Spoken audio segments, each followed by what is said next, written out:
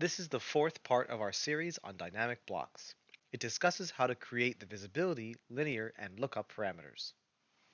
Let's look at another parameter for dynamic blocks. This one is called visibility. And we saw it earlier in this tutorial. When we click on this scale right here, we see the icon for visibility, and it even has custom text that says select the desired scale. We can change that.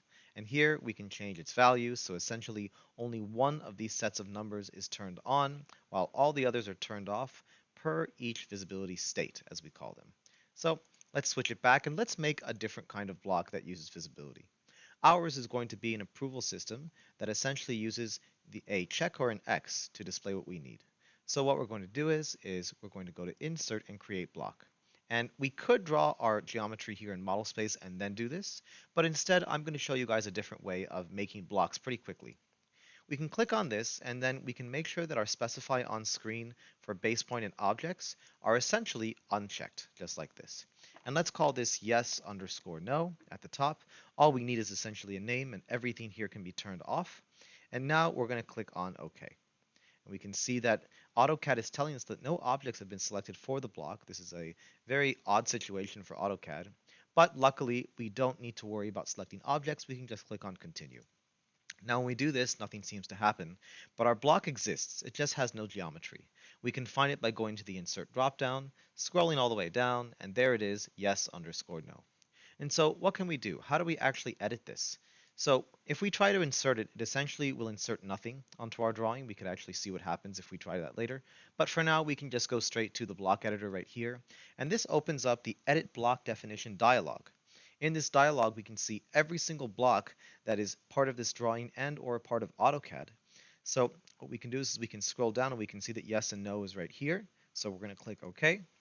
And here we are. We're in the block editor for the yes underscore no block. And we're ready to essentially do everything here. We can make our geometry here and we can begin. So let's make some geometry. We're in the block editor panel, so I just need to switch back to my custom panel that I made. I could use the home tab too, they're very similar. And now I'm going to just draw some lines. Let's actually use polylines to skip the step of having to join them afterwards, because polylines are a lot nicer and easier to work with, although when they become blocks, they don't really matter. Let's take our polar and turn it into 30, 60, 90. That'll be very good. And let's start where we want our base point to be. And as we can see, we do have a default base point. And you could say that it is at y and x, the intersection right here at 0, 0. So just to be safe, we could actually place it here, or we can change it at least. So when we click on base point, it's asking us to enter a parameter type. There's so many different ways of entering this. So basically, we can click on base. Now it's asking us for the location. So I'm going to actually type in 0, 0, and then press enter. And there it is. There's our new base point right in the dead center. So now let's take our polyline. Let's start from that base point. We want our checks to be inserted in their center, or we can actually insert them from the upper right portion of the check. So let's start from there, and then we can go straight down. Let's go down, let's say 2 units, and then we're going to go up in this direction right around here. Let's go up about 0.75 units so that it's not exactly at the midpoint. Now we have a nice looking check, and this is all one polyline. So this is basically ready to go for our first visibility state. Let's add our visibility parameter. We can see in parameters that we have visibility right here, so we can click on it. And now we're going to choose where the icon's location goes. So I tend to like to put this to the side of the object, not immediately in the middle or on top of it. So we can essentially take this intersection here and that intersection there, and by using some polar guides and polar snaps, we can essentially go right there. I think that's a nice place for our visibility parameter to go. So now we have it there, and we can see an exclamation mark just like we saw before. And this one says something a little bit different. There's only one visibility state defined for the block, which essentially means that the visibility is useless. What's the point of having just one visibility state? And that's fine. Now that we've placed the visibility parameter, we can see in our panel here in our ribbon that visibility has turned on. It was all grayed out before. We couldn't modify any of this until we placed at least one visibility parameter. Just to show you guys, if we go to actions, there is no visibility action. So visibility works right up here in our tabs, in our ribbon. So here's visibility. It's ready to go. Let's now modify our visibility state. So we do have one default state. We must, in order for the visibility parameter to be created, it automatically creates one. And so we can actually click on visibility states, and we can begin to add new ones and rename existing ones. And so let's rename this one. We're going to call it yes, and then press enter. And we're going to make a new one, and we're going to call it no. And then we'll click OK. So this will be a very simple two-state visibility state. We're now going to make sure that yes is current. So we're going to mouse over that and then click on set current. And then we're going to click OK. Now we're back to our default visibility state, and any geometry that's currently created in that visibility state will be visible. If I switch to another visibility state, that geometry still exists in this visibility state, but this is where we can start to turn them on or off. So let's go back to the yes one. We're going to make sure that this one is ready to go. We have our geometry, we have everything here ready to go, and what we can do is we can click on Make Visible, and we could click this first and then select Objects, and then right-click. This will be visible during the visibility state. And we have the opposite function right here, Make Invisible. So let's switch to No, and then we're actually going to select this first, and we're just going to click on Make Invisible. Right now in this visibility state, that object is gone. And if we switch back to yes, no problem. So everything right now is working very well and as intended. And what I can do is, if I needed to, I can essentially draw more geometry here and get ready to make our no visibility geometry. Let's do that now. We're going to take another polyline. This will be two polylines to make a nice X.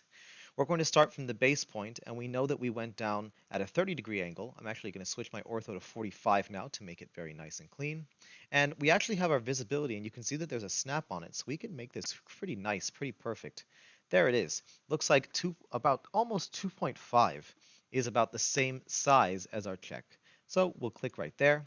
Then I'm just going to quickly copy this. Let me find the copy command. There it is. It changes over the years, so sometimes it's hard for me to remember exactly what it looks like. And I'm just going to move this here. Let's take this, rotate very quickly. I will turn our ortho back on just to get this nice and easy. And there we go. Now we have our check. And what we're going to do is we'll go back to the block editor. We're going to select both of these objects. We're going to make sure that they're visible. So we're going to click on Make Visible. Perfect. Now we're going to switch back to our yes one. And because those objects were not drawn in that visibility state, they're automatically turned off. So we don't have to worry about turning them off in this state. But now you can see that it's working as intended. We can switch between these different states. So now let's make sure that everything is working. We can go to our test block. Let's see how our block functions. Here's our check. Here's our beautiful visibility toggle. We can click on it, switch to no, and there it is. Now we have our X. Look at that. It's actually right at the bottom right corner of the X. So if we wanted to, we could move that if we don't want it on the geometry, but I kind of like it like that. I like having the base point here and the visibility parameter right there. So we're going to click on that again, switch it back to yes. Everything is looking good. So we're going to close our test block. We're going to click on Close Block Editor, and then we'll save our changes. Now let's use our block. Let's go to our insert block. There it is. We can see that the first visibility is the default one. That's very good. And if you wanted to show another visibility, just make sure that you move it up in the list under the visibility parameters list. So here it is, and now we can click right there. Let's click on it. Let's toggle. Beautiful. This parameter is working as intended, and that's how visibility works with dynamic blocks. Now that we've used some of the more basic parameters, let's look at a bit of a complex one. And this one is called the linear parameter. I've already got a special object for this one because we've already seen it through this object here. So this object is basically a hex nut, and we can take this grip here like I showed you guys earlier, and we can even see that with dynamic input turned on, we have different increments that we can increase or decrease the length of this hex, and it's only stretching out a certain portion of the hex. So for example, if it needs to be 10 units, there it is, exactly 10 units right there. And here, let's stretch it back to, let's say, 5 units this time. There we go. We can also use this stretch grip right here in order to increase the width of the entire block. And this seems to basically apply a scale to the entire block, one would say. And there's different increments that we're using for this as well. So we can make this different sized hex nuts if we need to. So here, for example, we can set it to, let's see, right now it's at 1. We can go to 2, for example, and there we go. So let's look at another object that I made in order to demonstrate this and make it from scratch. So I've got a similar kind of hex nut here. It's not really a hex nut. We can just call it a screw in this case based on the threads right here. And these are all just polylines. So if I highlight all of them, we've got about 10 polylines to work with. So let's turn this into a block. We're going to go to Insert, Create Block. Let's make sure that we're specifying on screen and doing our specification on screen for our base point and objects. Let's give it a name. We're going to call it screw underscore tutorial. Perfect. And now we'll click OK. Let's choose our base point. We'll make it that base point right there, and we'll select the entire object, and now we'll press Enter. Our block is ready to go. There's our nice base point. Let's edit this, and let's turn it into a dynamic block. So here in the dynamic block editor, we can now apply some parameters to this. And the one that we're going to want to use is linear right here. So this is going to be great. We're going to select this linear one. We have several options before we actually start using it. We can, for example, give it a name from the get-go and change some options based on it, but there's no need to really worry about those right now. Let's just use our object and we can basically make it from there. So we can start from wherever we want this to begin, and in this case we'll actually want to start where our base point is because we want to stretch the bottom portion of this object right here, these lines right here, to basically stretch down and up in specific increments, which we'll get to soon. So I'm going to click right here for our linear. Then I can basically click right here at the end, and there it is. And then I can just place my linear parameter anywhere. So I think I'll place it right there. That's a nice spot. And we immediately can see that we have some little issues. So there's no actions associated with the parameter. We're about to change that right now. We're going to go to actions, and we're not going to be using the linear action. There actually is no linear action, but we'll use stretch in conjunction with linear. Actually, if we go to parameter sets, we actually have linear stretch right here. But I like to do this from scratch. I like to make the parameter and the action first. So we're going to do it that way. So here is our stretch. And now we essentially need to select our parameter. We can use the command line to basically tell us what to do next. Now it's asking us to select a parameter point. So this is an interesting thing. You'll notice that there's a little red kind of grip, a red X right here. And that's on one of these stretching points. There's by default two stretch points to the left and the right there. And then when we move our mouse over either one, we can see that the either one is turning red and the other one doesn't have a red grip on it. So we want to use this stretch grip right here. We actually don't want to stretch this, and we're actually going to turn this grip off eventually. So we'll go right down here, and we're going to click right there. Now this is the part that can be a little bit odd.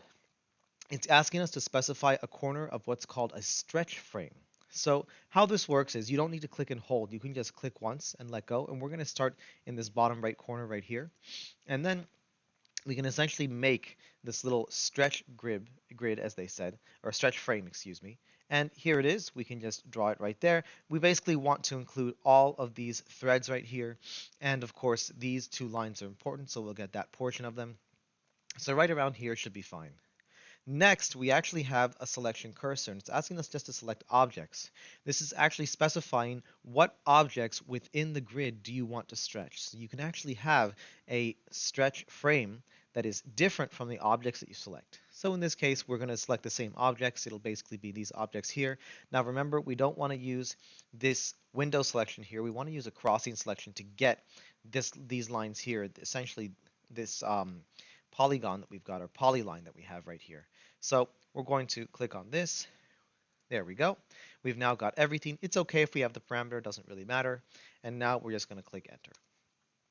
And there it is. We have our action associated. We still have a yellow exclamation mark, and that's okay, but notice that if we mouse over it, it doesn't give us that same error. So that is a different kind of error that we'll get into a little bit later. So there is our stretch parameter, our linear parameter, and our stretch command is part of it. Now we have some things that we need to do. So what we can do now is we can actually select our parameter, and then we have properties open. And we can essentially scroll down in properties, and we can see that there is a value set area. If we go to distance type, we can click on this drop down, and now we have two options. We have increment and list. So increment is very similar to list, and this is where we can set the increments right here in properties. But let's do list. I think list is a bit more sophisticated. And what we can do is we can click on this dist value list and then click on this square right here. This allows us to set certain parameters that allow us to change our distances without having to worry about manually setting them. So this is what we saw earlier with the hex example, where it could go to different sizes essentially. So what sizes do we want to set for this? Well, let's set them in increments of, let's say 5, and we'll click on add 5.5. Let's make a few of these just to make sure they work. We don't want to make them too small or too big because we are kind of testing right now. I don't know the exact length of the screw that I'm using. Actually, it's a good idea to know that. So let's click OK. We'll come back to this. Let me just do a quick measurement while I'm here. I'll just go to Home, and I'll just use linear, and let's see how long this is. So this is 3.5. And actually, what we noticed in the list, if we click on this again, let's go down to here, it actually started at 3. So that's already a good sign. That means that the first number that was here by default is kind of taking into account the length of the entire linear parameter, which I believe is 3, and I believe that this part here is probably the 0.5 right here. So that makes a lot of sense. So we have already got our answer just by looking at the number right here. We didn't even have to measure, but it's good that we did just to check this.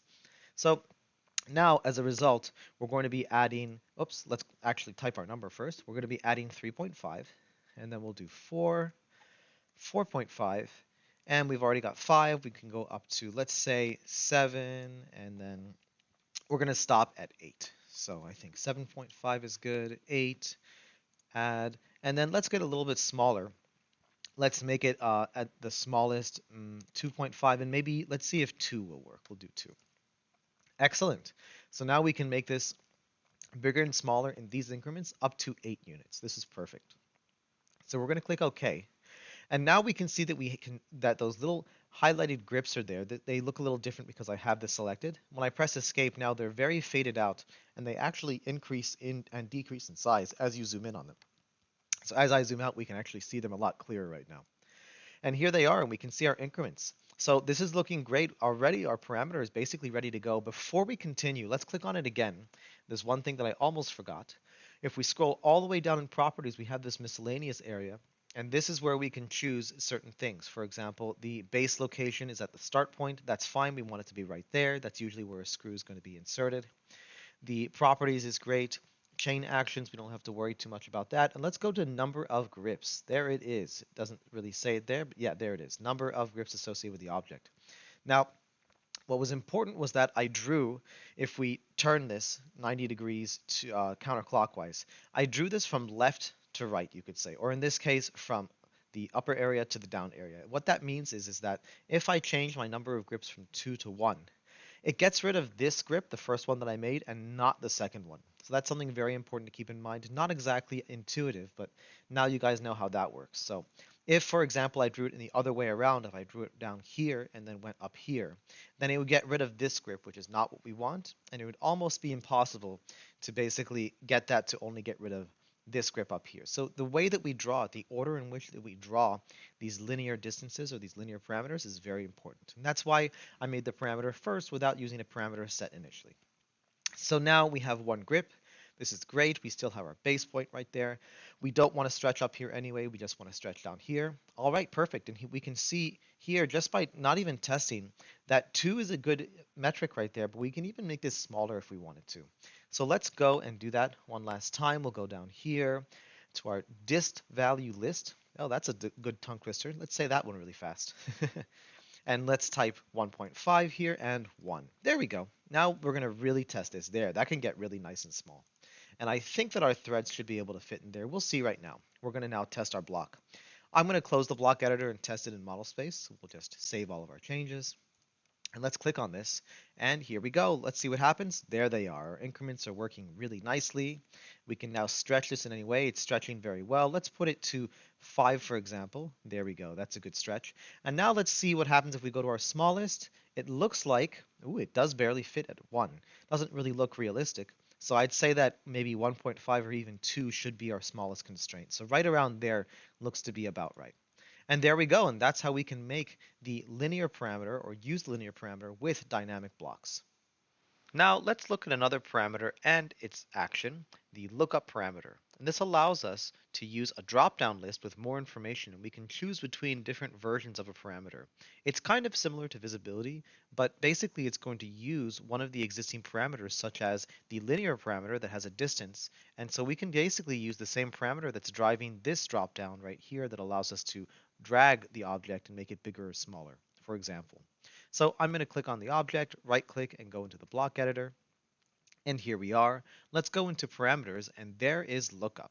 It actually looks very similar to visibility in terms of its icon. So we can click on it. There's going to be a drop-down list that appears to the bottom and right of the icon. So placing it here is not the best idea. It's better to place it on the right side, for example, of the icon or of the object. So we can put it right around here. There it is. And now let's go to action and associate an action with this lookup object. This is essentially just the object by itself. That's what a parameter is. And the action gives us all the info we need. So here is lookup. We'll click on our lookup parameter. And now we're in a special dialog called the property lookup table. Here, this can look a little bit overwhelming, but it's actually very easy. All we need to do is click on Add Properties right here, first of all. This is going to tell us which parameter, or this is asking us which parameter we want to use to associate with this lookup parameter. So we can actually associate parameters with each other in this way. Now, down here, you can see that we're adding an input property, but if we click on Add Lookup Properties, now there's nothing in the list. So essentially, the distance parameter or the linear parameter is an input property parameter. So we can click on that, click OK. Here on the left side, it says the name of our linear parameter, distance1. Let's associate some existing parameters or units that we've already chosen for it. So we can click on this drop down, and all the units that we saw earlier are now available to us. For brevity's sake, I'm just going to go from 2 up to, I believe, 5 will be a good number. So let's keep going. We got 3.5, 4, 2 more to go, and there it is. Now, we're not quite done yet. On the right side, this is the fun part. We can now give essentially a label for each of our properties, our input properties right here. So instead of it just saying 2 point whatever, we can actually say what this really means. So if our screw, for example, is about, let's say, 1 inch in width, or actually let's make it 2 inches. So we can go a 2 space by with the X symbol, and then this one is 2 inches, and we'll have the units right at the last one. So now I'm just going to Control C, copy this. That way I'll make it easy on myself. Oh, let's try that again. Let's right click and copy this time. And let's see if we can paste. There we go. So now I'm just going to change the last unit of each of these just to make it really easy. There we go. And I'm just doing a Control V to paste. 3.5. Now these labels will give us a bit more information about what we're working with here. And this is just arbitrary. This is not based on an actual screw or anything. I made this from scratch. So do not try to make this and think that this is a real one. All right, and the last one is 5. Perfect. 2, 2.5, 3, 3.5, 4, 4.5, and 5. And we're ready to go. And now we can click OK.